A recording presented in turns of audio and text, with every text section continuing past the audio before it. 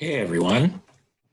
My name is Eugene Kung. I am your facilitator for this session, and I'm really happy to be here. I'm zooming in from my living room in unceded Squamish, Tsleil-Waututh, and Musqueam territories, and just looking here. Looks like we've got about 65 folks attending, which is great.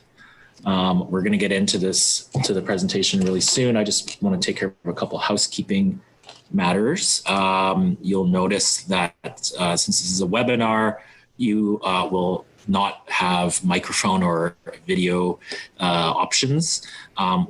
We will have an opportunity to ask questions throughout, and that's going to be part of my job is to monitor the Q&A. And so we're going to ask you to put questions, if you have them, into the Q&A. If you look down on the bottom of your screen, there are a number of icons that should be there, including the Q&A, and that's where you can put the questions. There's also a chat function, which you can use as well, but please, for the questions, it's just a lot easier to manage when in the Q&A. Can I just do a quick check with Frances? Things good? You ready to go? I am Okay. just about there. Bear with me one moment. Okay. I think for our tech folks, does Frances have to be a host in order to share her screen, or? Nope, she should be good to go. Great. Well, why don't I start by introducing our speaker and our session. I will try to talk as slowly as possible to buy the most amount of time to get, just so you all know, this presentation is going to be fresh off the press, so to speak. And this is, Frances has been working away and just making some last minute changes to the PowerPoint. So that's what's going on furiously in the background.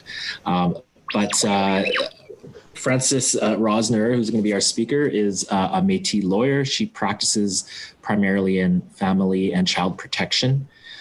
Previously, she's worked as a Gladue report writer. She's on the board of West Coast Leaf, and she runs a family law legal advocacy clinic at Atier Women's Resource Center, assisting women who can't afford counsel. Today's session is she's going to talk about Indigenous legal issues, which is a huge area, and I think a really important area. And in particular, we're going to hear a focus on some recent changes at the BC Human Rights Tribunal, as well as Frances's primary area of practice and passion around child protection. We've got about 2 hours or until 4 p.m. Booked for this. And like I said, there will be an opportunity to ask questions throughout. So again, please use the Q&A. And assuming there's time at the end, we'll also maybe get into a bit more into some additional questions and discussion. So with that, I am going to pass it over to Frances. I will have my camera off as well, but I might pop back in and out with questions and with time checks. So that said, pass the mic over to Frances. Thanks.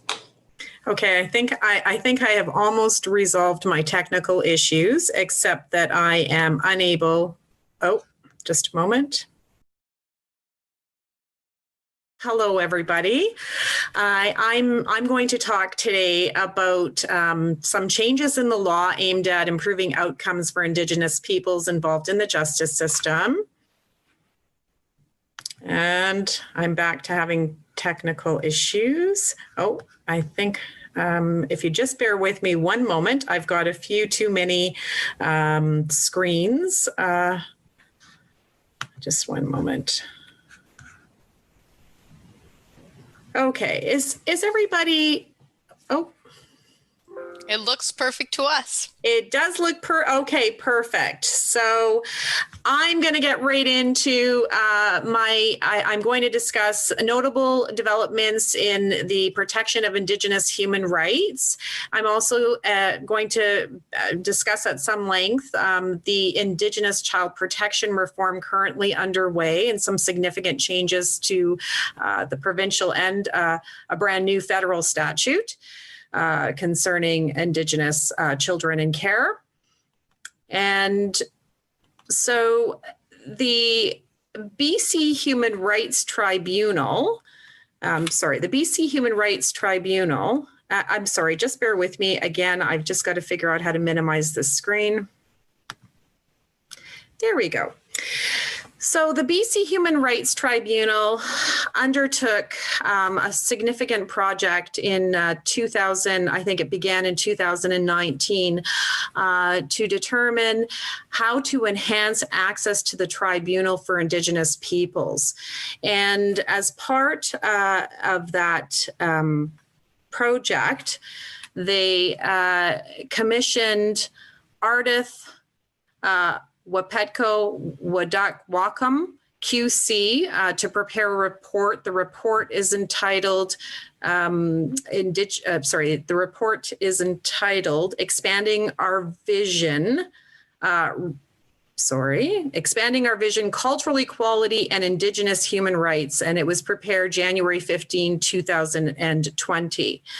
The report itself uncovered several barriers Indigenous people face in accessing the tribunal and made approximately 9 recommendations to enhance access to the tribunal for Indigenous peoples.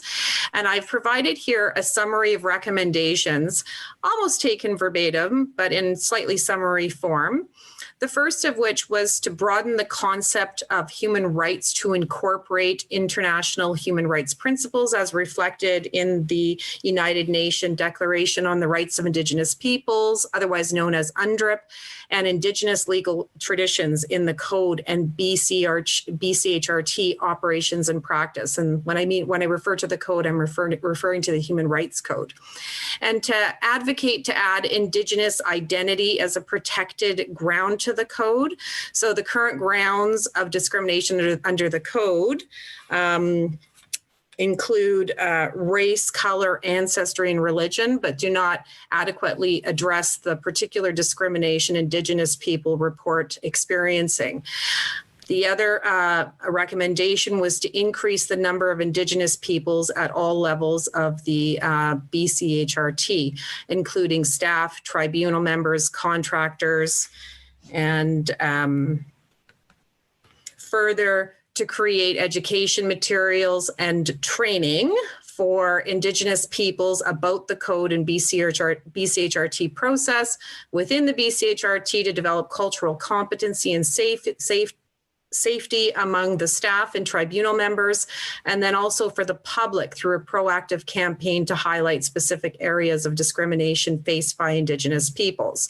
Now, of course, the ability to identify and remove procedural barriers within the BCHRT. Now, keeping in mind this is a summary of a much larger discussion, and I will be providing access to the report that was prepared by Ms. Wacom, and it will be made available at the end of the presentation. The other important, very important recommendation was to increase the training for a number of lawyers available to support Indigenous peoples in bringing human rights complaints, with an emphasis on Indigenous lawyers. So as part of the assessments in terms of barriers to access the tribunal, one of the key concerns, you can see there's a thread here, that there is a need to increase Indigenous lawyers, Indigenous staff members, and tribunal members.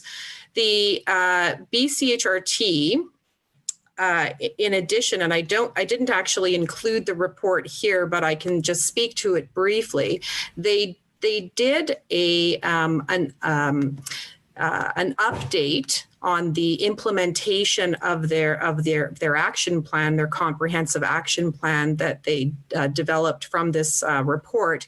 And they're unique in the sense that they're making sure that they are accountable to their plan, and they have a built-in an audit process to determine how they're doing against their objectives in terms of the overall plan. And they have hired staff. They have they're developing materials to address some of the barriers that were cited in the report. They are taking steps to increase the cultural competency of their staff. They have, they almost immediately, they went to, great lengths to acquire Indigenous staff, and they continue to make efforts towards that end. And then they're going to continue to audit the process to ensure that they achieve the transformation they seek to achieve, which is to make the tribunal more accessible to Indigenous peoples. Because Indigenous peoples, despite experiencing a high rate of discrimination and racism, were not bringing their complaints forward to the tribunal. And that's what prompted this investigation in part. And so there have actually been a number of decisions that have, there have been a number of decisions that have been made, and I've chosen to speak about two decisions from the BC HRT, both of which were in 2019 and are quite significant in nature. And the first decision is Campbell versus Vancouver Police Board, 2019. This case involves Deborah Campbell, an Indigenous mother witnessed the police stop and arrest her 19-year-old son. Her questions, she immediately became concerned about what was going on and questioned the police. Her questions went unanswered, and instead she was roughly separated from her son and blocked from witnessing her son's arrest. The decision cites that she was actually forcibly removed about 30 or 40 feet, and she actually sustained bruising as a result of the removal from the scene. So she alleged that the VPD discriminated against her on the basis of race, color, and ancestry, contrary to Section 8 of the Human Rights Code. And the Vancouver Police Board denied their conduct amounted to discrimination. And ultimately, the tribunal found that the police conduct towards Ms. Campbell did amount to discrimination and ordered the VPB to pay $20,000 as compensation for, sorry, I think I just skipped a page. Just trying to move. Oh, there we are. Okay. So as compensation for her injury to her dignity, feelings, and self-respect. So having found that the VPB lacked training and preparedness to deal appropriately with an Indigenous person, and that came out through the course of several, I think, 4 days of hearing, the tribunal also ordered that the VPB train officers who engage with Indigenous people to ensure that they do so without discrimination. And the tribunal actually set out a time frame in which this training had to occur, and also set out that the training had to be ongoing to ensure that that police officers engaging with Indigenous persons in the community knew how to appropriately deal with the situation, particularly in light of the history. Now, there's a number of notable comments by the tribunal with respect to the finding of discrimination. And here they are. Here are a few of them. It's an excellent decision, but I'm pulling out these 3 points. So the VPB PB perpetuated the historical disadvantage against Miss Campbell as an Indigenous person, and her Indigenous identity was a factor in the adverse treatment.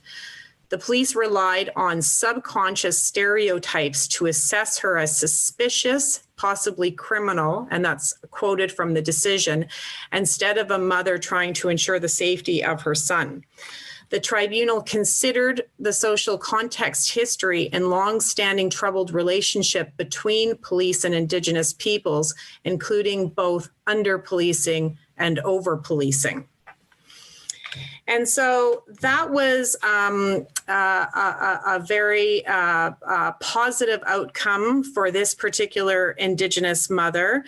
The decision is quite lengthy. It's about 52 pages long, but it is an excellent read. And particularly when the tribunal starts to explore some of the social context history with respect to police and the criminal justice system and its interaction with Indigenous peoples.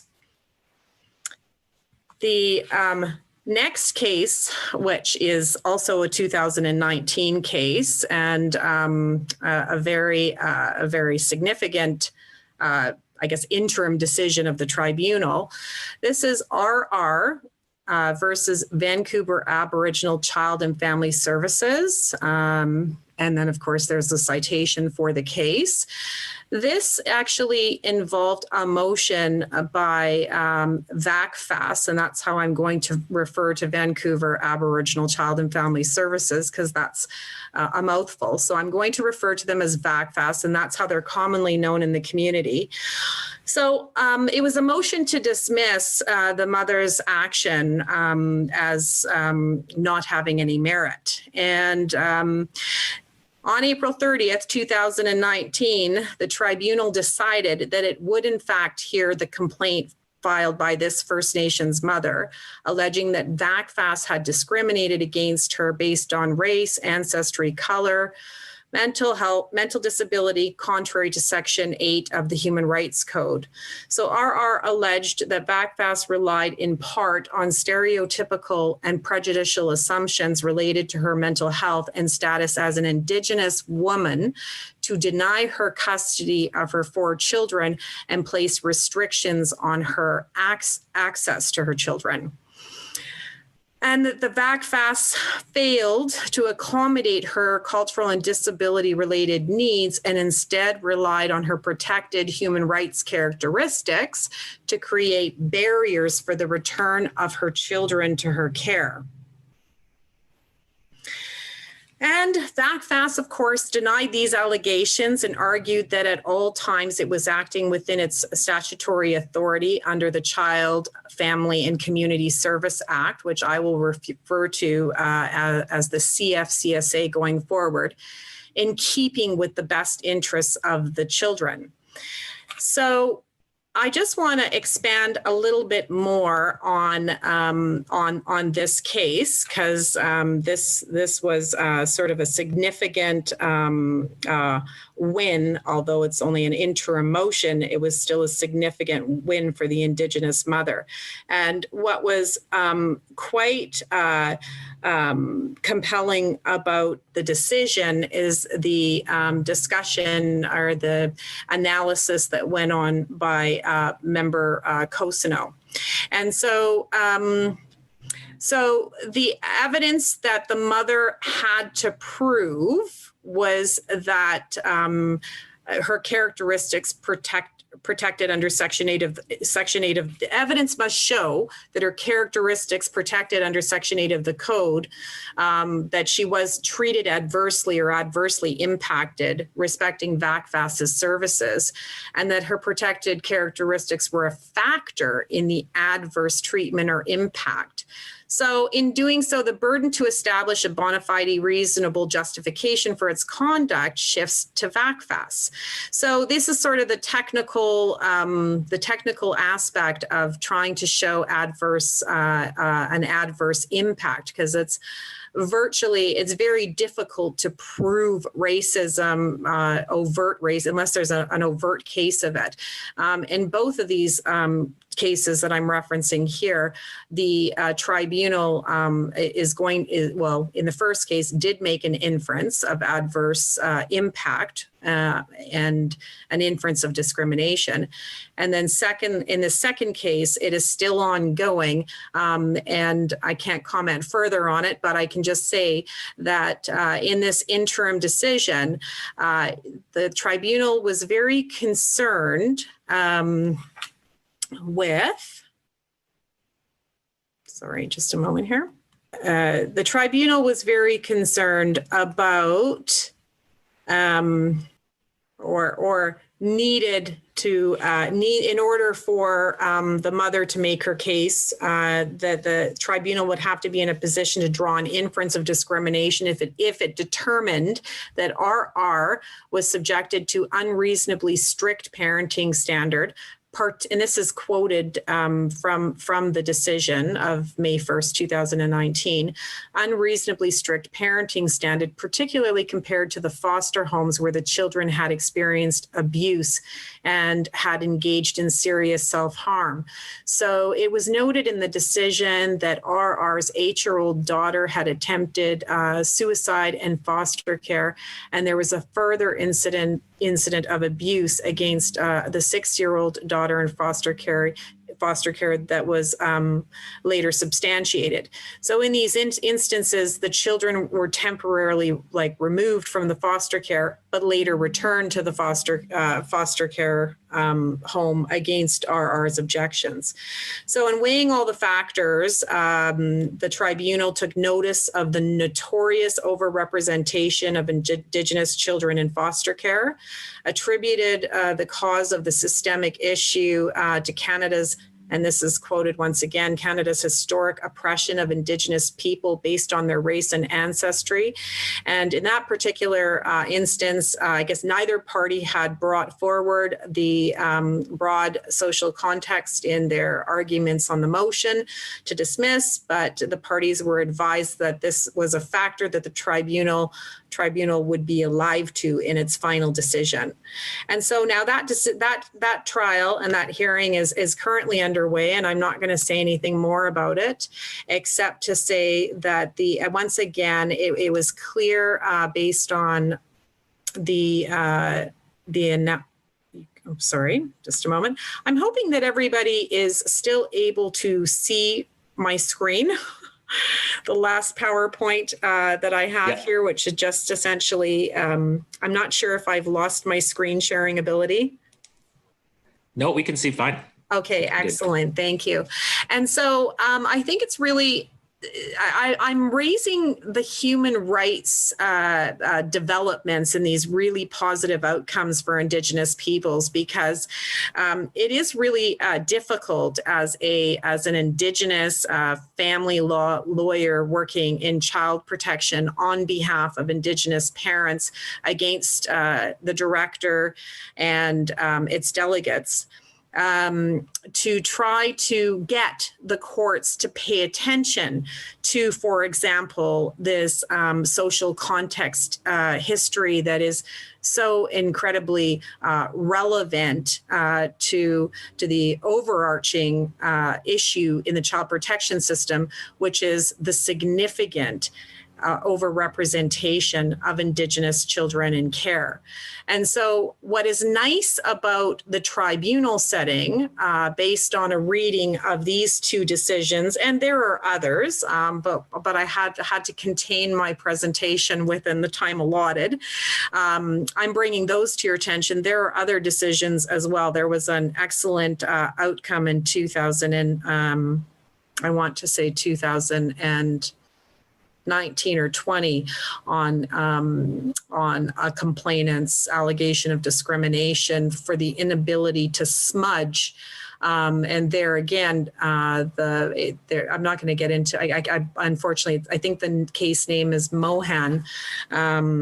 but I might not be correct on that, so I really shouldn't speak further, except that it was once again a complainant, an Indigenous complainant, coming forward to have their right to smudge in their residence upheld, and to they were evicted from a home they were living in because of the smoke generated by the smudging activity, and ultimately the tribunal determined that that was discrimination, and they determined that this Indigenous mother, RR's case, would go ahead, and that that the case would be heard. They determined in Campbell that the police had in fact discriminated against the Indigenous mother trying to protect her son in the middle of an arrest. And so what we're seeing is this body of law and this more in-depth analysis of the social context history happening at the Human Rights Tribunal level. And it's very encouraging. It's very encouraging when sometimes working in the child protection system in provincial court can be quite the opposite of encouraging. So that is sort of my presentation on recent developments in the human rights law and how I'm seeing this increasingly as a really positive forum. And I think that the Human Rights Tribunal has done an excellent job since making a concerted effort to enhance access to Indigenous peoples to the tribunal. We're seeing an increase in complainants, Indigenous complainants coming forward with valid complaints. And we're seeing the tribunal pay close attention to discrimination, the history of colonization, all of the significant reports that have been prepared, which I'll discuss in the second half of my presentation. We're seeing the tribunal pay close attention to those reports and the recommendations. I'm not seeing any tendency to pay lip service to that history or to those reports, and it's very, very encouraging. And I think I can just stop at that point, and I'm not sure if anybody has any questions so far. Thanks. So far, no questions in the Q&A. Just a reminder for folks, if you do have any questions, please put them there. But I think for now, we can just carry on and you're on time and on schedule. Okay, thank you. Okay, so the next half of my presentation deals with the child protection system, and in particular, changes to both changes to the provincial legislation and newly enacted federal legislation that has quite an interesting history in terms of how it came into existence. And so there we go. So I think the first slide I'm starting with, and I like to start with this slide, is actually to look at some of the numbers with respect to the overrepresentation of Indigenous children and youth in care in BC. And so there are the rates that I'm going to invite you to sort of look at is based on year.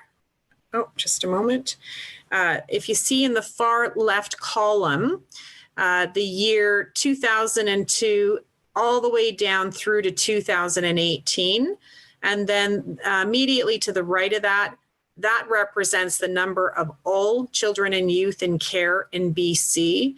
And then to the right again, we have the Indigenous the Indigenous children that make up the total number of children in care. And then to the right of that, we have the non-Indigenous children. And then further to the right, we have the rates per 1,000 in the population. So that's when it starts to get complicated. But I did just want to draw your attention to the fact that in 2002, there were 10,049 children in care. In 2018, we're seeing a fairly significant drop in that number, and it actually is steadily decreasing from 2002 to 2018. But if you look at the number of Indigenous children in care, again, from 2002 to 2018, you'll see that that number hasn't changed drastically. Now, of course, if you go over to the rate per 1,000 of Indigenous children in care, you do see a reduction. So I suppose there is some marginal improvement in the rate of Indigenous children in care, but it still remains very high relative to the population and relative to non-Indigenous children in care. And so in all of Canada, I think the rate of Indigenous children in care across the country is something like 52% was the last stat I heard in 2009. And I think it was coined by Minister Philpott as a humanitarian crisis.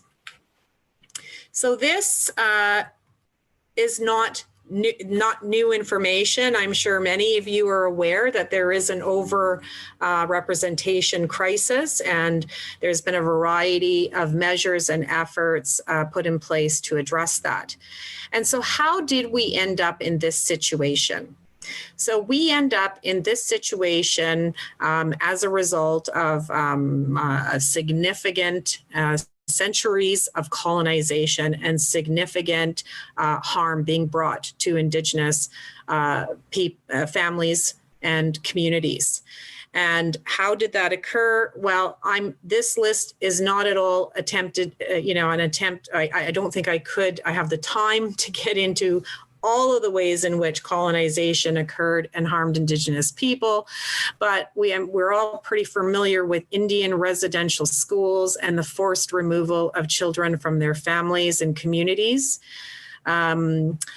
When residential schools began closing their doors in the 60s, we have the 60s scoop sort of replaced the practice of taking children to the schools, and instead it was happening by way of through foster care. And again, the forced removal at alarming rates of Indigenous children being placed in non-Indigenous foster homes and losing connection to family, community, language, culture, and Indigenous identity. And so what we're seeing now is a proliferation of all sorts of class actions and all sorts of steps being taken to redress this significant harm. So we also have a lot of harmful government policies and racist laws that adversely impacted Indigenous peoples. We're still seeing some of those laws in the Indian Act being struck down on the basis of discrimination. Indigenous peoples had very restricted rights legally throughout history. They weren't able to even file an action in court, I think, until 1962. So there continues to be really significant harmful policies, and even most recently a really significant finding against Canada of discrimination against Indigenous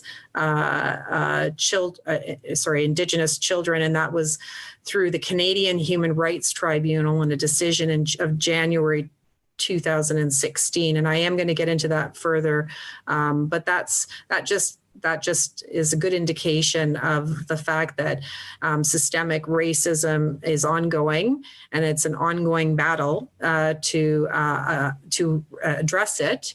And that's systemic racism and discrimination is continuing to the present day. And then policies of forced assimilation, that is tied to Indian residential schools, 60s scoop, and the laws in Canada throughout the colonial period, which I argue is continuing on.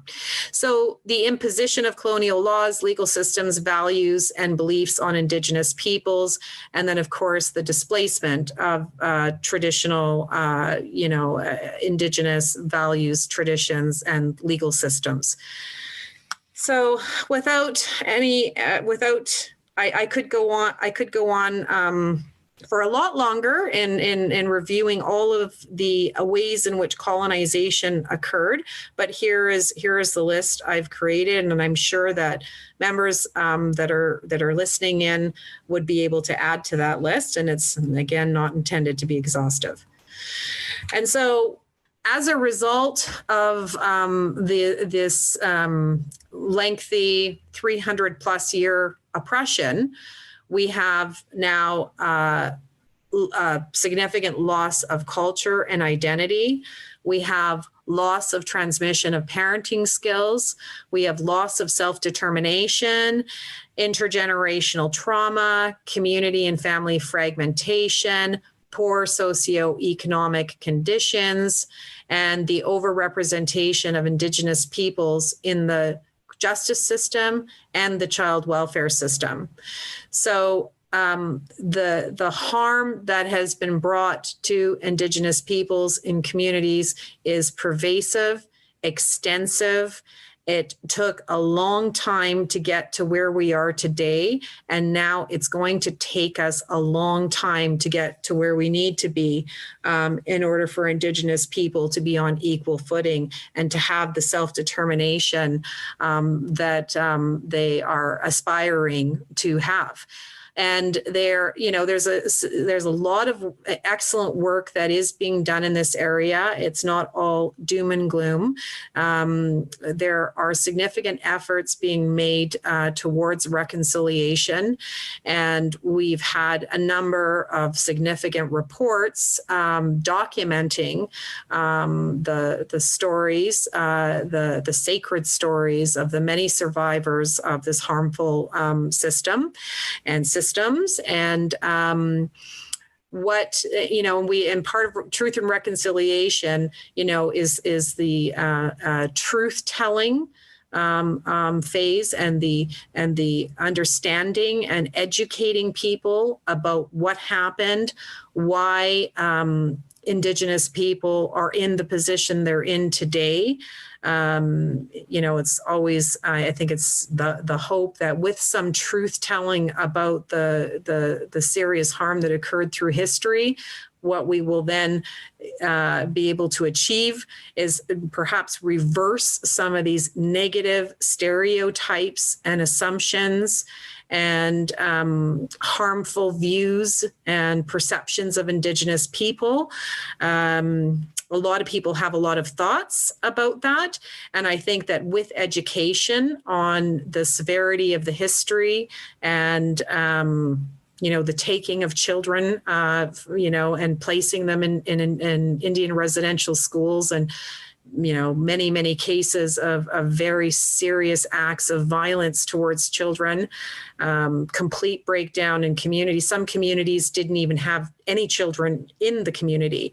So in terms of the devastating impacts, it cannot be understated. And so with that education, and as people hear these sacred stories, and it's in the thousands now between the TRC, Royal Commission on Aboriginal People, and most recently the Missing and Murdered Women and Girls inquiry that the report was released in 2019. So based on colonization, impacts flowing from it, the ongoing legacy that we all need to contend with today, the way forward is reconciliation. And reconciliation happens when when Indigenous people start to decide, start to lead and decide how things are going to happen. And I'm going to talk specifically with respect to the child welfare system. And I'm getting something here. Thank you. Day schools also created a lot of abuse and violence that led to a lot of trauma and intergenerational trauma. And I couldn't agree more. And I believe that there are class actions going ahead on day schools, and that I'm getting the I think you're good. Were you seeing the little pop up there? Yes, I did. Yeah, so that's great. Nothing more. It was just, it was the question that you addressed earlier about day schools. So just Yes. So yes, and I think we could have a really significant discussion because I'm just raising only a few points, but there are many. I mean, for those of you that are familiar with R versus Gladue, again, I don't know who's in the audience. This is unusual because I can't see anybody. I don't see any familiar faces, but for those of you that are aware of R versus Gladue and R versus Appealy, that's in the criminal law context. But what was interesting about those cases is that there's an extensive discussion by the Supreme Court of Canada on all of the various ways that Indigenous people have been harmed and how systemic racism is so pervasive and how outcomes for Indigenous offenders was so bleak. You know, same time, different crime, really obvious discrimination or disparate outcomes for Indigenous people on same crime, different time. But there's also, you know, several other cases, especially in relation to the criminal law setting, that address that. And they, you know, recently there was a case that determined that one of the tools being used to potentially contribute to that over-incarceration of Indigenous peoples relates to psychometric testing that's not validated for Indigenous offenders. And that's the Ewert case. And that was just decided, I believe, in 2017, but I might not be correct. But there's so many ways that's another example of a recent finding of a problematic system that's being used to keep Indigenous people incarcerated longer. So the same is true, and I'm drawing some parallels here because the same is true for the child protection system. There's a lot of systemic tools, in my view, that are being used to keep children separated from their families and their Indigenous communities and to perpetuate this ongoing loss of culture and identity. And I actually imagine that in 20 years from now, we're going to see class actions and findings to confirm that we're currently amidst many, many acts of discrimination and ongoing colonization that's going to later be identified appropriately as such. And so the presentation is going to focus a little bit on some recent developments that are sort of shifting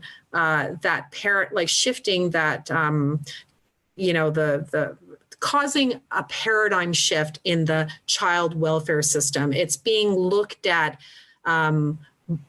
through so many angles right now, and sort of the timing is ripe to come in and really tackle some of these systemic issues and start to improve outcomes for Indigenous children. So on that note, I'm going to move along. Or am I? Okay. So I think I've already talked about, I do plan to talk about the history of the child welfare policies and how they've been harmful. I'm going to talk about some of the positives, which is legislative reform. Again, I mentioned at the outset that there's been some changes, or I may not have. There's been some changes to the CFCSA, the Child, Family and Community Service Act. That's actually the bill 20 C26. There was, I think, 50 provisions and that formulate that Amendment Act, and I think that was in 2018, and it slowly, some of those provisions slowly came into force, and finally, I think the whole of it came into force on April 1st, 2019.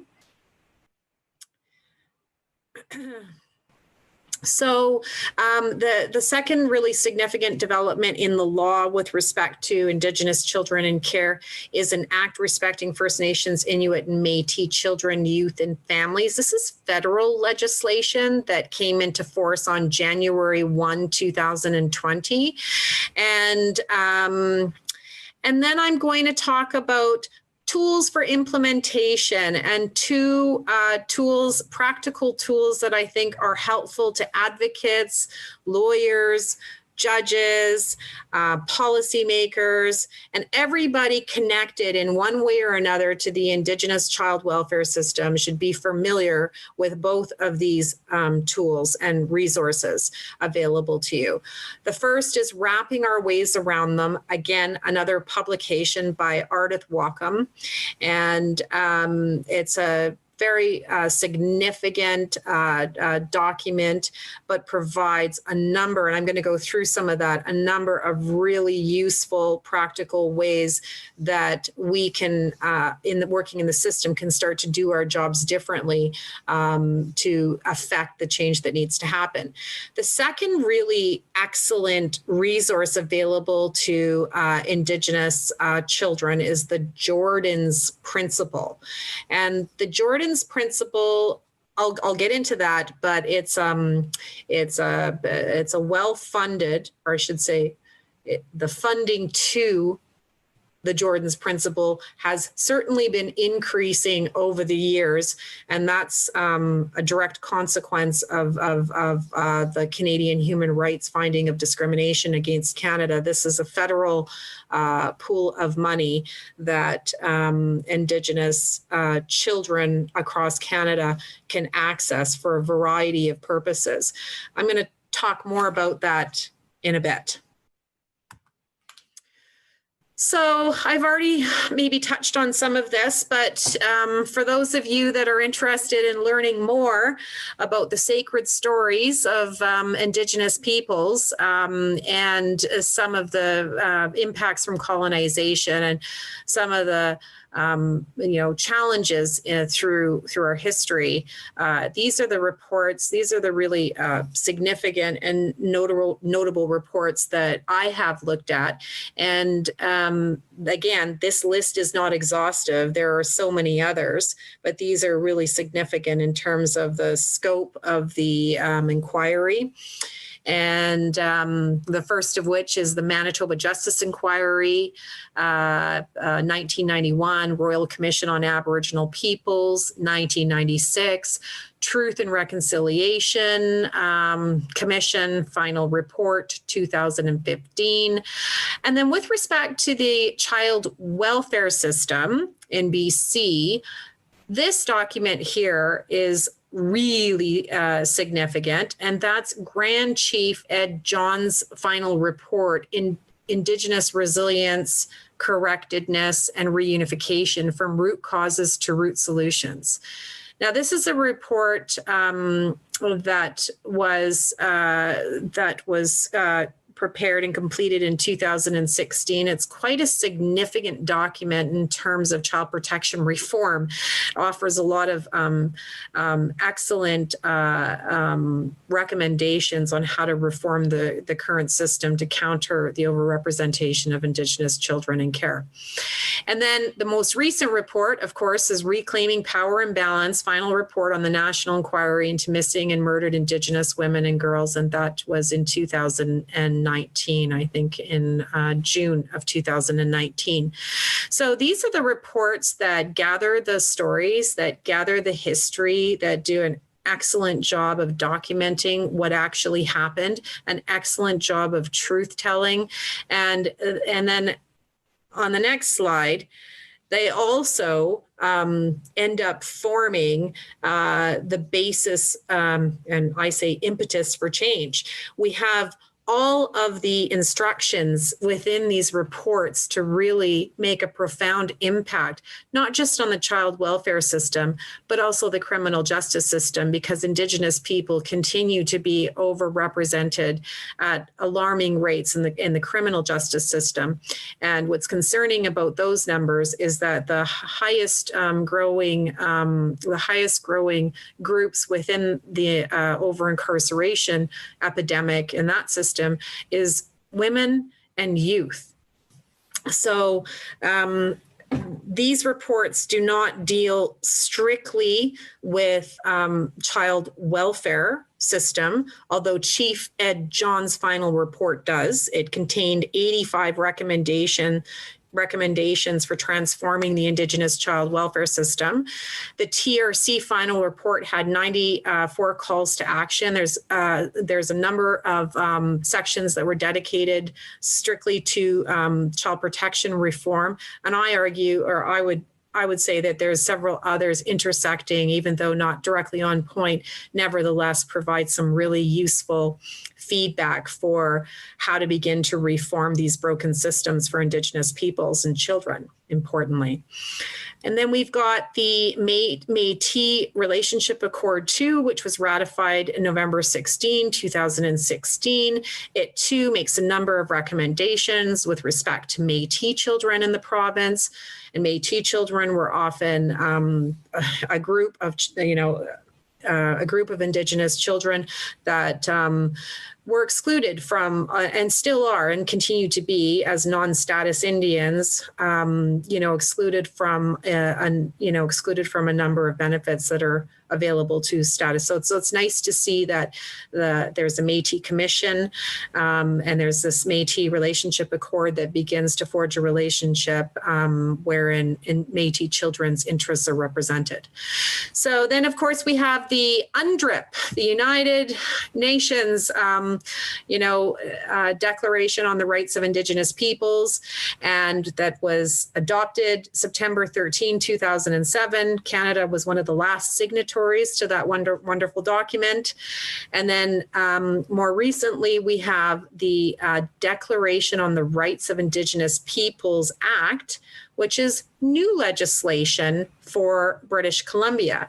And it basically creates a roadmap to beginning to implementing UNDRIP in the province of BC and ensuring that BC's laws and policies are in keeping with the UNDRIP principles that Canada has adopted. And BC is pioneered this type of act. It was the first province in Canada to formally do this, adopt the declaration and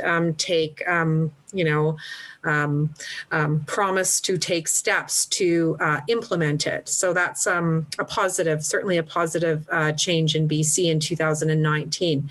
So there's all of these reports. There's all of these reports, there's all of these tools. I think that we are seeing this, like I said, we're seeing all kinds of really positive changes. And now I want to get into some of the details with respect to those changes. And I did mention the 50-odd amendments that occurred within the CFCSA. That occurred in 2019 and then coming into force April of 2019. So here are some of the highlights. And again, this is just a summary of the recommendations. I think the most significant one for my purpose is that it affirms the right of Indigenous children to learn about and practice their Indigenous traditions, customs, and languages and belong to their Indigenous communities. I think that goes without saying in light of some of the recent decisions and the certified class actions addressing this very issue, the loss of culture, loss of identity, loss of language, loss of connection.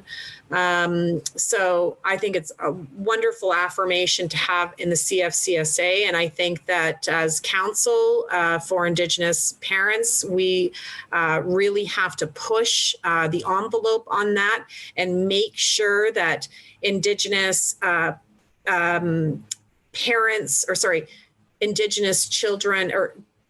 agencies involved with Indigenous children are creating cultural plans, genograms, and doing all they can to make sure that this happens. And that's, of course, I say we have to do everything we can not to remove and really take seriously the option to employ less intrusive measures.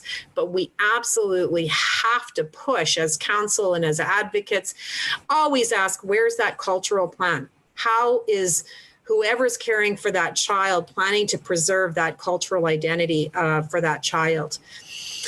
And the other thing that the changes allow for is greater involvement of Indigenous communities in child protection planning at every stage of the process. And that's from, safety planning to post continuing custody orders. So there were significant enhancements made for Indigenous communities and governing bodies to start to play a more significant role in the decision making.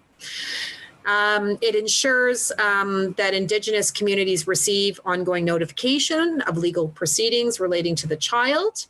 It enables greater information sharing between the director and its delegates with Indigenous communities.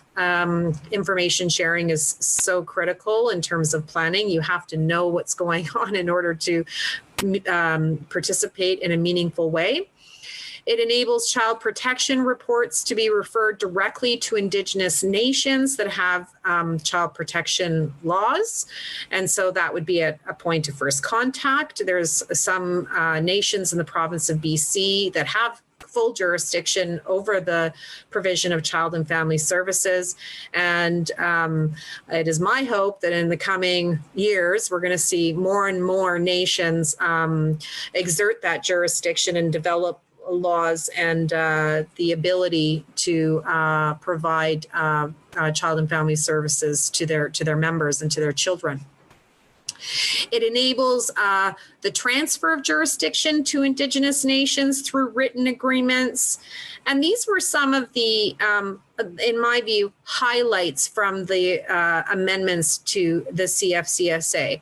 In terms of practice and how it's actually playing out, I have a number of concerns. The first of which is where is the money? Where is the money to assist to allow Indigenous peoples to take that jurisdiction? It costs a lot of money to operate child and family services, especially if you're in the business of providing preventative services versus removal of children, because preventative services can be costly. And so Indigenous communities, I suspect, don't have the money to move forward with their goals and objectives around taking jurisdiction of child and family services. So it reminds me, for those that have experience with criminal law, it reminds me of the CCRA, Corrections and Conditional Release Act. I think I have that right. It's been a while since I've looked at it, but there were provisions in the CCRA to allow Indigenous communities to play a bigger role in release planning for Indigenous offenders. For example, Section 81 and Section 84 of the CCRA. And so on paper, it looked fantastic. It looked like the nation might be able to come forward and create a wonderful release plan for an offender, which might lead to less time in custody and encourage, a positive reintegration and supported reintegration back to their Indigenous community. But unfortunately, that's a section, those two sections are highly underutilized because they were never funded. I'm not going to say there's no funding available, but there are very few. I think there's only one or two in all of Canada, Section 80 facilities, which is a healing lodge that is run strictly by an Indigenous governing body and not in connection with the CSC. So I'm just giving you that example, and it might be a slightly long-winded explanation, but what I'm trying to say is that I'm very concerned about enabling all of this jurisdiction for Indigenous communities to play a role in decision-making and become not only equal decision makers at the table, at least. That's where we have to start, at equal decision-making at the table in terms of presenting a plan of care for the child. But ultimately, I'd like to see Indigenous peoples be leading and deciding what is best for their children, for the children from their communities. But where are they going to get the money for that? So that's why on paper this looks really great, and I'm happy to see the legislative changes here, but I am a little bit discouraged so far at the capacity building for nations to play a meaningful role in CFCSA proceedings. Okay, so moving on to so I've sort of talked a little bit already about the positives and the negatives with respect to the CFCSA amendments. Obviously, greater information sharing and involvement of Indigenous communities in decision making. That's, of course, a positive. Greater protections for child to maintain cultural and community connections. Of course, that's a positive. And that affirmation, I think we have the ability as lawyers to do a lot with that. And I hope, and advocates, not just lawyers, advocates too. Advocates can demand cultural plans and what is the director doing and what are the delegated agencies doing to make sure those connections are preserved, and don't allow them to give you some superficial 2-line plan, which is quite often what I see, and I object to it every time I see it. So don't allow it. Really push the envelope on that. And I think we have the ability to do a lot with that. And and it's in the children's best interest. It's in the children's best interest not to lose that, not to lose a sense of who they are and where they come from. And the negatives. So amendments were made without adequate consultation with Indigenous communities and organizations and failed to acknowledge the inherent right to self-government. So that is information, and that was there were a number of Indigenous organizations and nations that came forward after these amendments came into force, and many of them complained about the nature and degree of consultation that went on. So if you recall, I would have talked earlier about reconciliation and what that looks like. Part of it is truth-telling and educating and knowing the history and really knowing the history so that you can approach the reform that needs to happen through an informed and compassionate lens. But the other part of it is that Indigenous people, for reconciliation to occur, they need to be equal decision makers at the table. We have to get away from imposing laws on Indigenous peoples where they're not actually involved in drafting the law itself. Consultation in this case was deemed to be inadequate by a number of Indigenous organizations and governing bodies in BC. The other big criticism that I have many, but I just highlighted 2 here. Only 10 out of 85 recommendations from Chief Ed John's final report were utilized in the amendments. And so we were missing 75 recommendations. And if you have a read of the 85 recommendations, you will quickly see that much of it has to do with approaching child protection through an Indigenous lens and allowing Indigenous people to make those decisions. Not just saying on paper, you can come now and you can present yourself in court and you can participate in this and you can present plans, but actually creating the roadmap for how that would happen.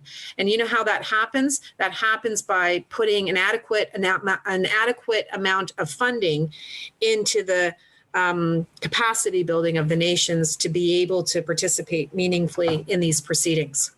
Either way, as advocates, as parents' council, as anybody on the other side of the table, I strongly urge you to reach out to the nation and see how you can get them involved. I've actually had some incredible band representatives, chiefs, sometimes council members come to the table and say, and be a very loud voice at the table. And I've had judges pay attention to that.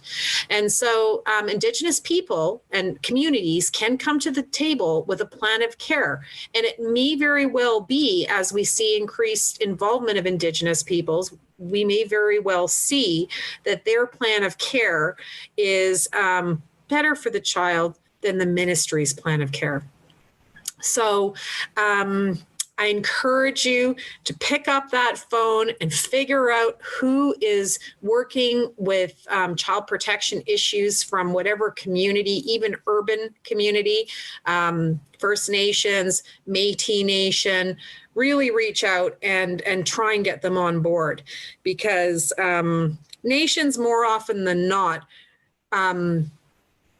want to see the child reunified with the family, and if not with the family, the parent, because the parent is unsafe at that time. They want to see a plan that keeps that child connected through extended family, community members, community. And so that's why I encourage you to pick up the phone and call the nation and invite them to come and exercise their jurisdiction at the table. Okay. So tools for implementing change. So I did discuss this. I did discuss this at the outset. And I just skipped through here. So the Jordan's principle. I'm going to start with the Jordan's principle. I'm going to break this discussion down.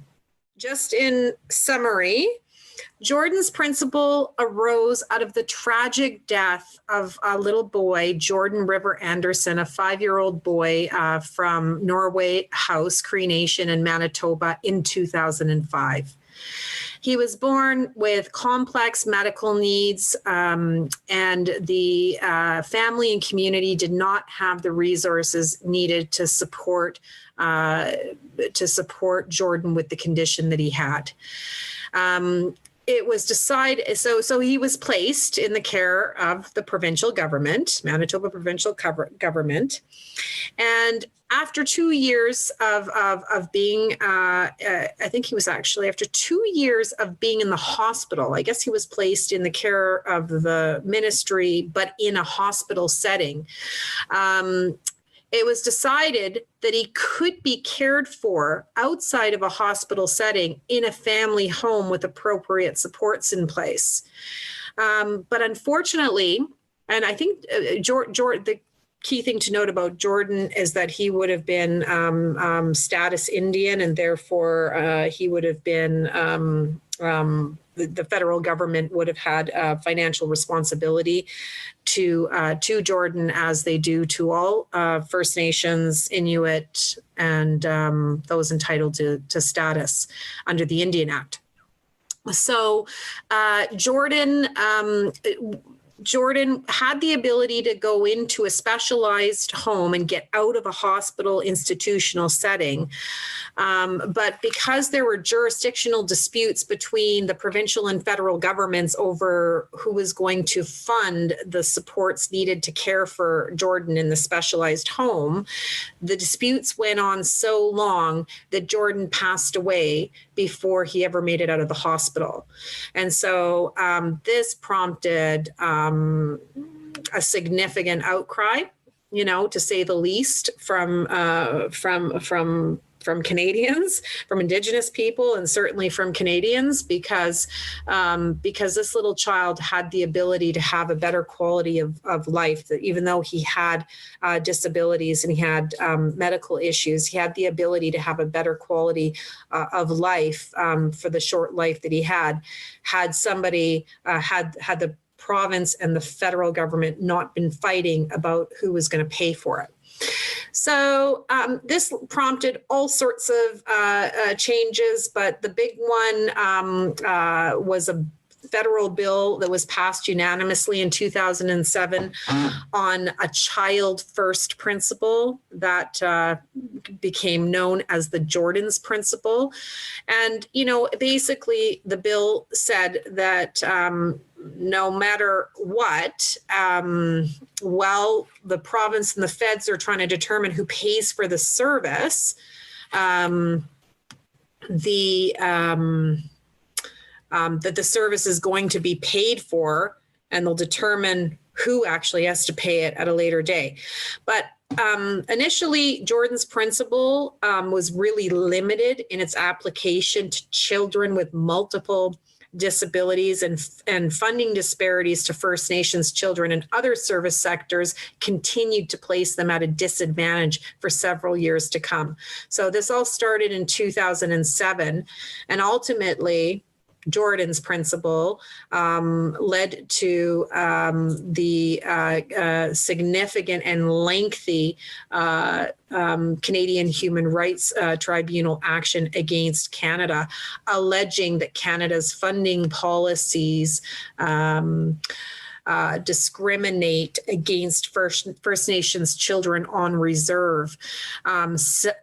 After, I don't know how many years, I don't know when it was initially filed, but I'm pretty sure that it went on for about a decade, or 2007, or nearly a decade.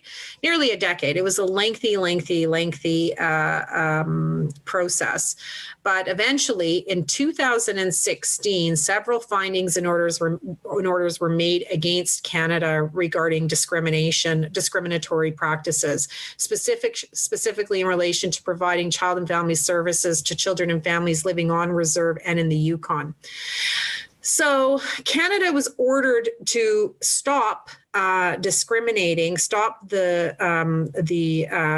discriminatory funding policies, and take certain steps to give full meaning and effect to Jordan's principle as it was originally envisioned. Sorry, I'm just keeping an eye on my time here, and so. We have a finding. Ultimately, we have a finding by the Canadian Human Rights Tribunal, and I think I forgot to mention that in my discussion of Jordan's principle, that Canada's funding policies to the provinces for the provision of child and family services were deemed to be discriminatory because the provinces were only getting money when they removed children from Indigenous communities. So the money wouldn't flow the same way for prevention and intervention services. And so it was deemed that Canada was discriminating against Indigenous children by funding policies that incentivize the removal of the children from their communities. And so that's the finding of the Canadian Human Rights Tribunal. And so with that was in 2016. There have been, I believe, 8 or 9 non-compliance rulings against Canada for failing to cease its discriminatory conduct against Indigenous children and failing to give full effect to the Jordan's principle. However, slowly and surely and incrementally, changes have been made to the Jordan's principle, and now there's significantly more supports available. So there's an expanded definition now, and I can just give you some information about that because it's helpful to know this. So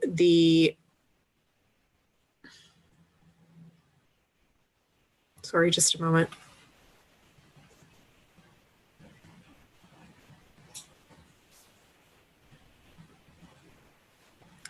It's actually nice to pause. I've been talking a lot. Canada, okay, so here we go. So the things that Canada has changed and implemented some of the necessary changes as per the orders of the Canadian Human Rights Tribunal. They didn't necessarily do it willingly, but in complying with orders that were made against Canada to do certain things and expand the definition and scope of the Jordan's principle, they are now providing services to First Nations children both on and off reserve for a broad range of health, social, and education services. So the process for accessing this pool of money has now been streamlined. And at some point in my presentation, I actually provide a number that you can call 24 hours a day, 7 days a week. And I've tested it. You can actually call them at 11 o'clock at night and start your application process by phone. So not only have they streamlined it, they have, I think, reduced some of the barriers to the application process. And I'm hearing of success stories for even some really obscure things like transportation to supervised visits for children in care to their family and community. So I haven't had to try that one yet, but I understand that I've heard of funding being made available for that purpose. And we all know, as Parents Council and even advocates and even parents that have been adversely impacted by the system, that the director and its delegates simply do not have the resources to provide reasonable access at their discretion. They just don't have the transporters, and they don't have the visit supervisors, and they don't have the resources. So I understand that some have had some success in accessing Jordan Principle money for that purpose, but it's also meant to support Indigenous children to embark on extracurricular activities and participate in significant events that might involve travel, etc. It's I'm seeing all sorts of interesting outcomes in terms of success and positive stories of being able to access these funds for a variety of purposes. So things are certainly changing with the Jordan's Principle. And now that's the Jordan's Principle, and I will provide a link to more information for those that are interested. And I certainly will provide the 24-hour number, and you can always just call and make inquiries, which is exactly what I did when I made an application on behalf of a child. So the second, sorry? Hi, sorry to interrupt. We have a question in the Q&A. I just thought maybe I'd pass it along now. Sure. And the question is, what does a cultural plan look like for an EFP? Is it just expected that the family would automatically stay connected? Maybe you can give a little... what does a cultural plan look like for, what is EFP? That is beyond my... for an EFP. I can just speak generally about cultural plans because I've seen some extended family plan, an out of care option. There you go. Thank you. Okay.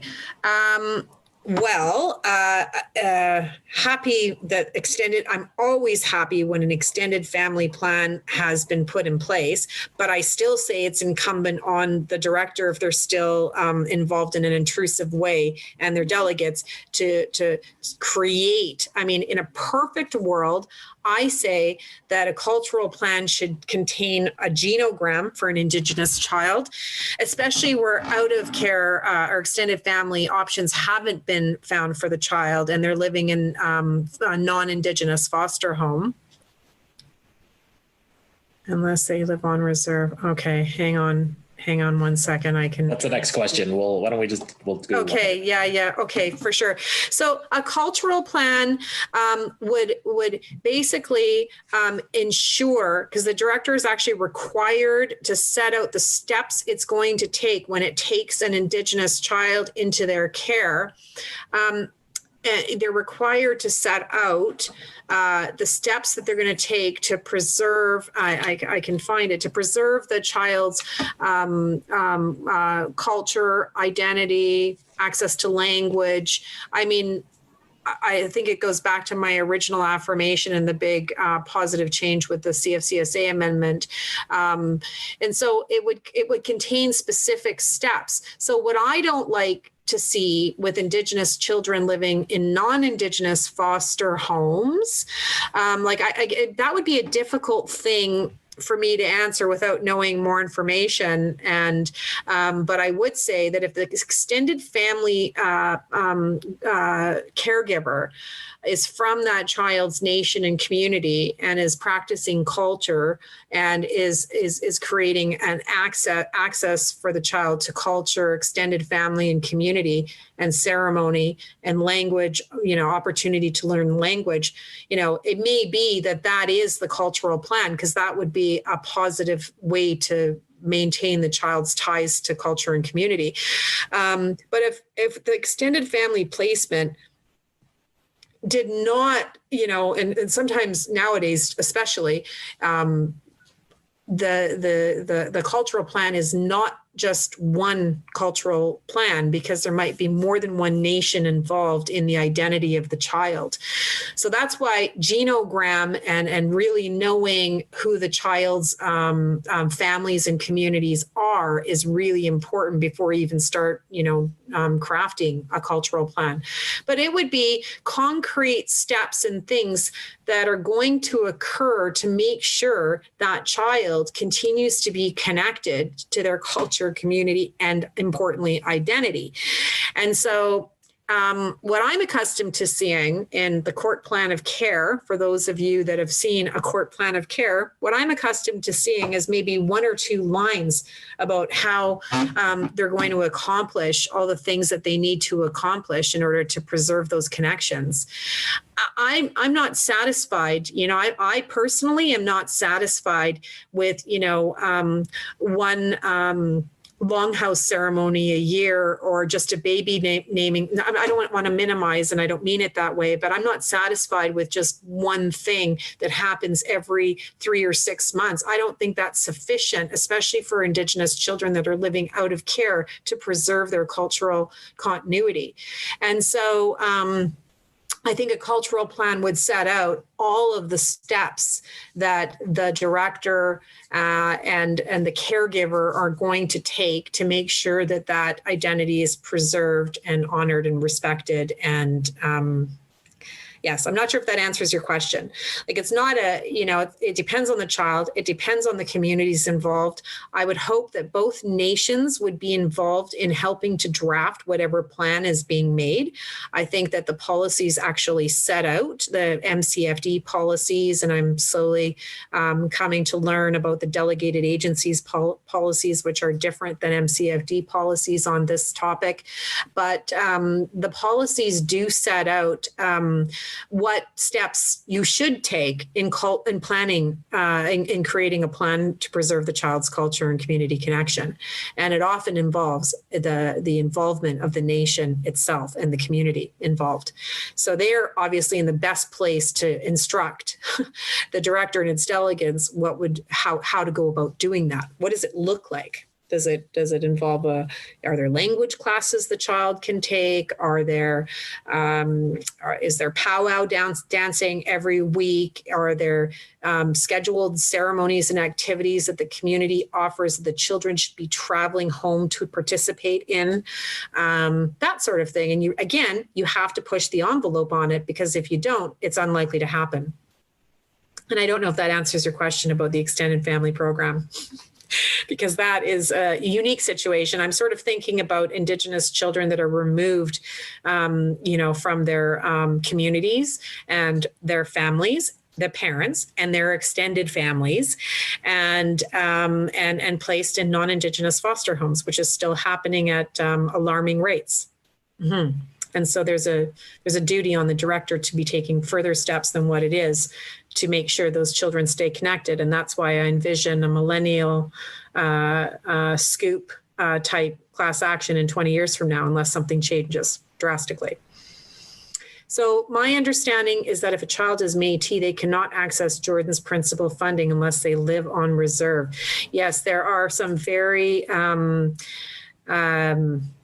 there are some issues, but I think, so sorry, I'm not completely up to, Sorry, I'm not completely up to speed, but I think there might have been an application by the First Nations Caring Society on that exact issue to extend the Jordan's Principle to Métis children. And I think it was very recent. It may have even have been in 2020. And so I'm unfortunately, I would have to get back to you on that. But that's a very important question because, as I said earlier on, we don't have the same pool of funds available to Métis children as we do to, children that fit within the Indian Act and the definition in the Indian Act. So, yeah. Thank you. That's it for questions. We're currently, just as a quick time check, was about 25 minutes total left. So if you want to. Okay. Well, I'm going to just cruise. Okay. I'm going to go very quickly, and my apologies for the slow start and the technical challenges I was having, but I think I shouldn't have a difficult time completing or getting through. So just a moment here. I just have to minimize this.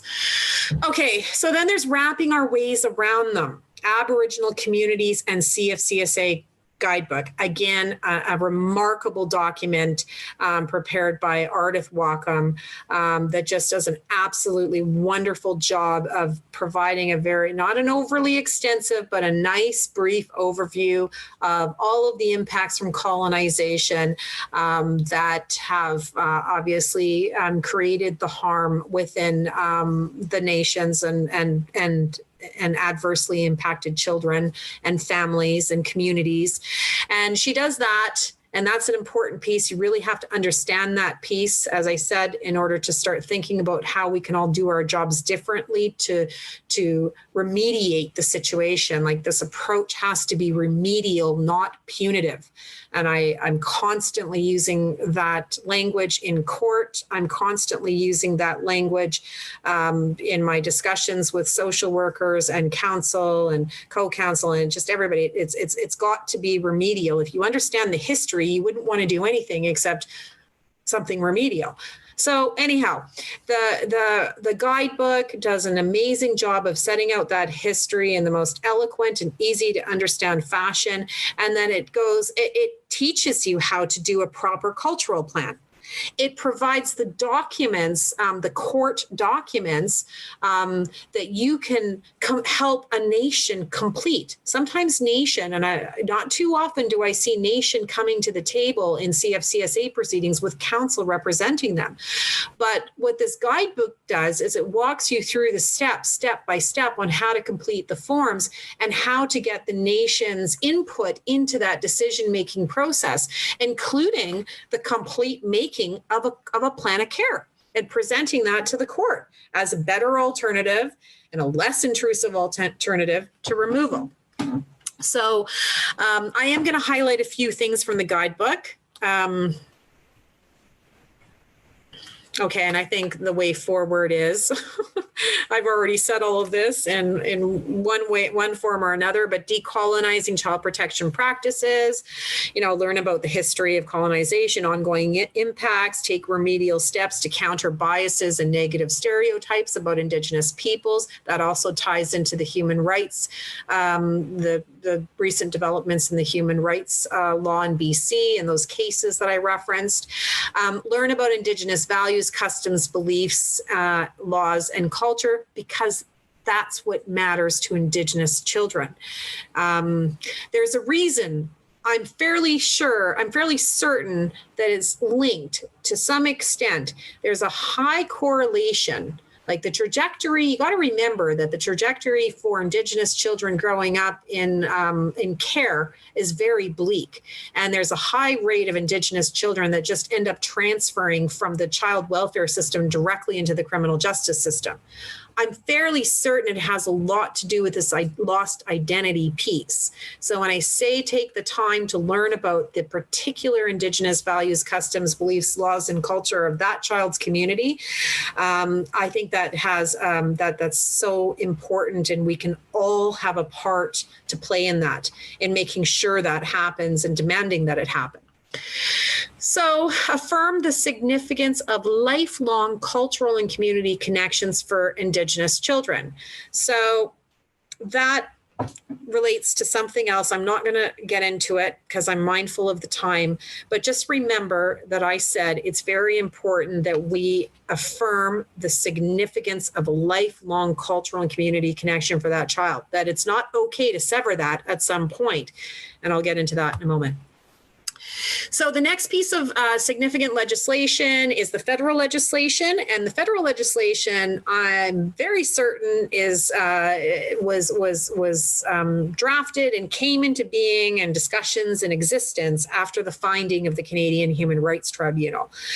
That's why I think the Canadian Human Rights Forums are so valuable, because I really think that it had something to do with this piece of legislation.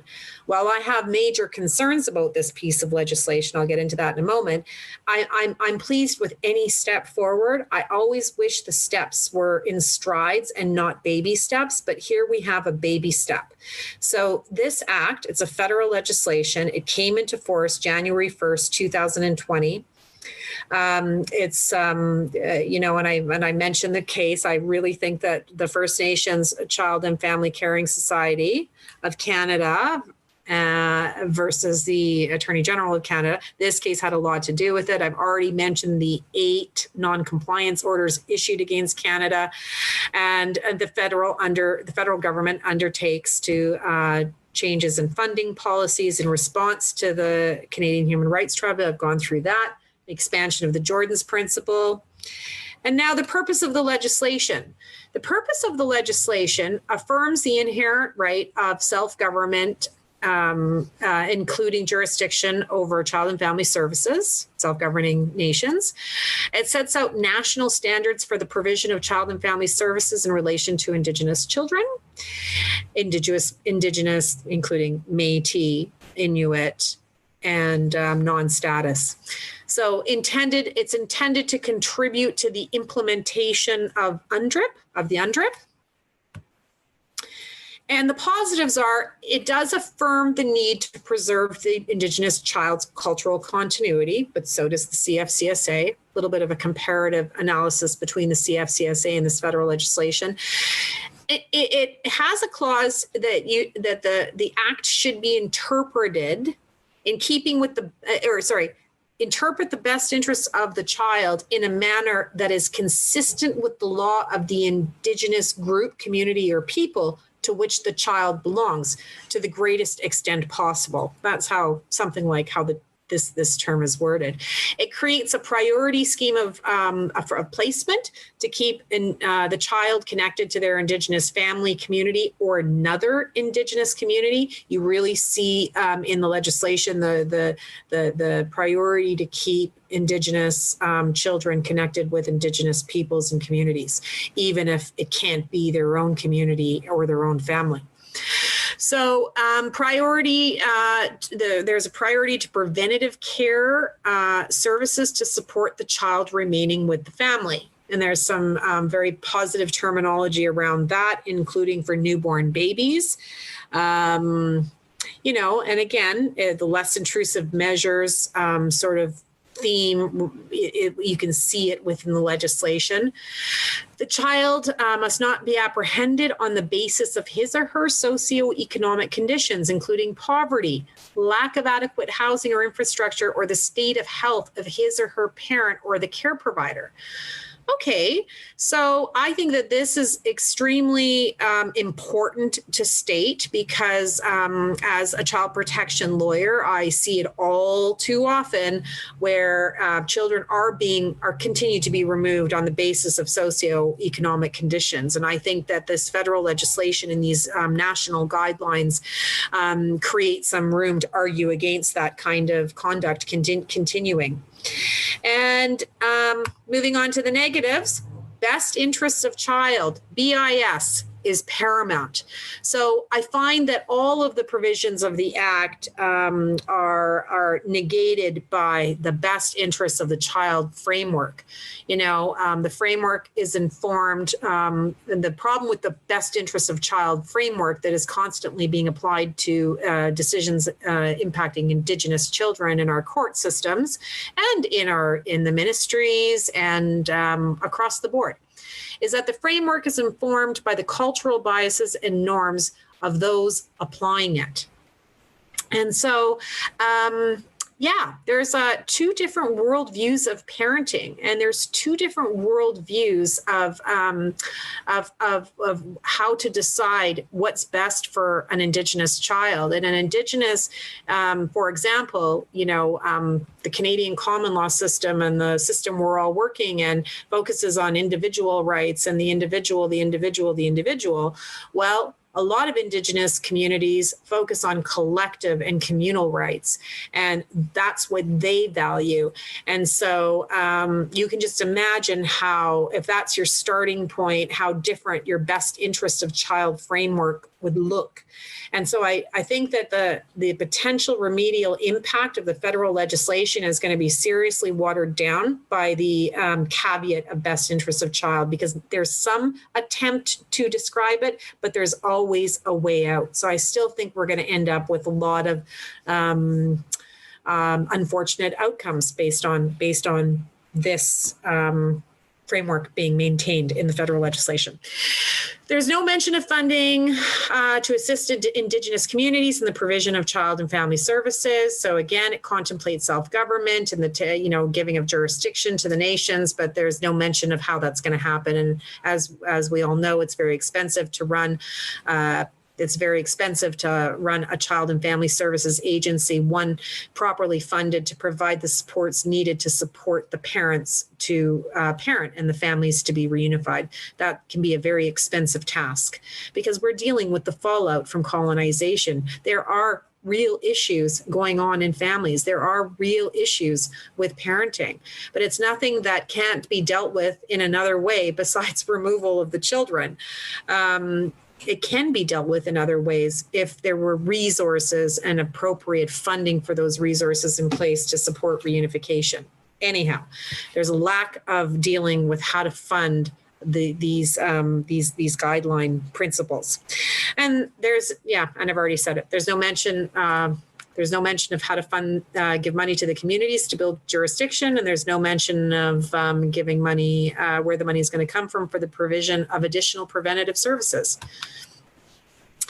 So I've talked sort of at length already, or I've mentioned it, Ardith Wacom, wrapping our ways around them. I might have my slides out of place. I was having some challenges at the outset with that. I may have my slides out of order. But here's a quick summary of again, just broad key points, and actively involve Indigenous communities at all stages of the process, including safety planning before any intrusive measures are taken, identify barriers to community involvement in the process, and suggest ways to support communities to be involved in the planning, resources, funding, travel. These are all the barriers to the nations becoming involved in the process, I'm sure. And so try to be creative on how to involve the nation in the planning. Actively involve community in assessing child protection concerns in culturally appropriate ways, identify any stereotypes and false assumptions. Again, this is where we engage the different worldview perspective of what's really best for the child in question. A Western view of what's best for the child is not going to look the same as an Indigenous view. And I think if we really start informing that best interest framework through an Indigenous lens, we're going to see very different outcomes for children in BC. So acknowledge and respect Indigenous laws, customs, traditions, and the right to self-determination. Absolutely. I think we all need to do that. I think we have some positive laws, including the recent law enacted in BC in 2019 to implement UNDRIP. Acknowledge and understand the impacts of colonization. I've explained all that. And the reason why that's important is because it will instill in you the wonderful gift of knowledge and education for those of you who don't know. And then further, it creates a climate of compassion and hopefully a remedial approach to why families are struggling today and how we really need to work hard at overcoming them and stepping outside of our comfort zone and asking ourselves, is removal really the only option? You know, I find myself asking that question on a near daily basis. Really, is removal the only option? I don't think so. I think there are other things that we can do if we just change our starting point and pay closer attention to a remedial approach and less intrusive measures. Okay, and more of wrapping our ways around them. You know, child protection concern through culture. I've already said all this. Ensure Indigenous peoples are leading the process. Absolutely. They are the ones with the answers to the problem. Non-Indigenous folks have been trying to operate child protection systems across Canada for the last however many years, since at least the 60s and probably before that, but they proliferated in the 60s and they're failing miserably. We have a humanitarian crisis in Canada. We have a humanitarian crisis in BC. And I always say, I try to argue this in court and with others, removing them from their families and communities is a known actual harm. It's not disputed. It's harmful, period. And for whatever reason, no one wants to pay attention to that harm. Sometimes children are being removed on a possible harm that might come to them at some point in the future.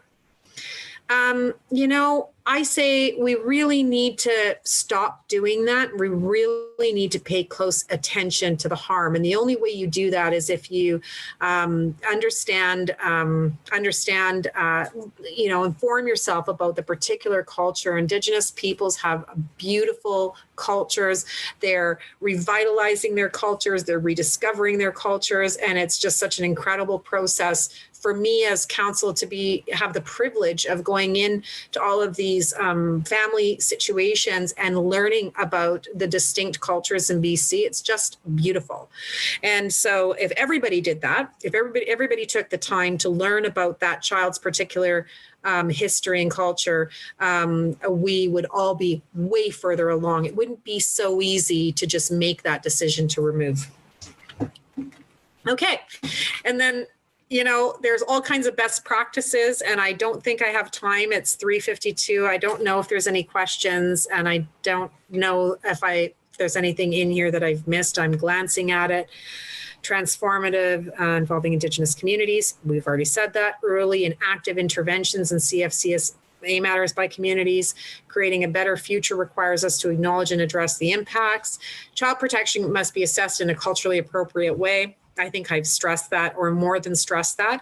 In assessing child protection concerns for Aboriginal children and families, determine whether these concerns reflect poverty rather than an actual safety concern. And now the federal legislation gives us a little bit of leeway there, because it actually says you can't remove on the basis of poverty. Okay. Housing infrastructure, which I don't know how that is going to play out for Vancouverites, where housing is just way, way too expensive for families. So meaningful dialogue, takeaways, meaningful dialogue that incorporates culturally appropriate Indigenous-led planning, conscious awakening to our current practices, and shifting our mindset on how we do our work moving forward with Indigenous children and families. Implementation of cultural competency, and a colleague just introduced this concept to me, Myrna McCallum, and I really like it, and I want to learn more about it. I can't speak at length about it now, but cultural humility. She prefers that over competency. And at first glance, I think I do as well. I just need to learn more about it. Here are the resources and tools that I really want anybody working in the child protection system, supporting families, supporting children, supporting extended families, supporting friends, just any, because there's such a high rate of Indigenous children in care. I know that these issues will likely cross your path if you're an advocate. And so I strongly urge you to keep these two. This website, mind you, is not correct. I actually tried to link to it. So this is a dead link, and I need to provide you and others with a different website and a proper link to that, Wrapping Our Ways Around Them by Ardith Wacom, which is a phenomenal document. It's like the tool, the guidebook that everybody should have that works in this industry. And I actually had a court order on one of my files that ministry draft a cultural plan and do it having reviewed the guidebook in keeping with the guidebook. And then this way I could be assured that a proper cultural plan would be made. So, and then of course there's Jordan's principle, and there's the number. Try it out 24 hours a day, 7 days a week. And I think that concludes my presentation, folks. So sorry about getting off to a rough start, and but I made it. Thank you so much, Frances. That was, there's so much information and to learn about, and lots of great practical tips, and no problem about the technical challenges. I think this is the world we all live in here. And you did great, and it was really interesting. Got a few folks chiming in the chat. Please feel free. I also just want to mention I put a link to the Wrapping Our Ways Around Them report from Click Law that's in the chat, and the other there's a couple other editions of it out there as well. So yeah, I think I just want to thank you for the presentation. I'm gonna raise something here. Yes. Because I'll have to look at it more carefully, but I do have an attendee that's brought to my attention that there are two avenues to go through. The second option, which allows for the nation to sit down with the feds and province, and this is where you can discuss funding. So, okay, so then I might have to reconsider that point about the issues with funding on the building of jurisdiction for Indigenous nations, although I'll have to explore that further. I just wanted to bring that to your attention. That's a good point. If there is a way to do it and to start creating capacity at the nation level, that would be fantastic. And then, and there's a short version someone has brought to my attention, and I've seen that, and that's I'm referring to the longer version, but there is a short version, and then that's a really handy little guide and easy. The document I'm referring to is 170 odd pages, and it deals a lot with the social context history and all of the issues that bring us to this, really high rate of apprehensions. And I think I've got about 2 minutes. Does anybody have any comments or questions? I'm reading them, and I thank you for that. And just checking with the Law Foundation team if there's any housekeeping that needs to happen at the close before we move on. Okay. Thank you everyone for joining and for your attention and your questions. I will remind folks that there is a survey that I know is used to improve on future sessions and future conferences, and opportunity for you to share your experiences and to contribute to the shape of this conference moving forward, because it's really for you. Question in the chat about sharing your contacts. I'm guessing that's for Frances.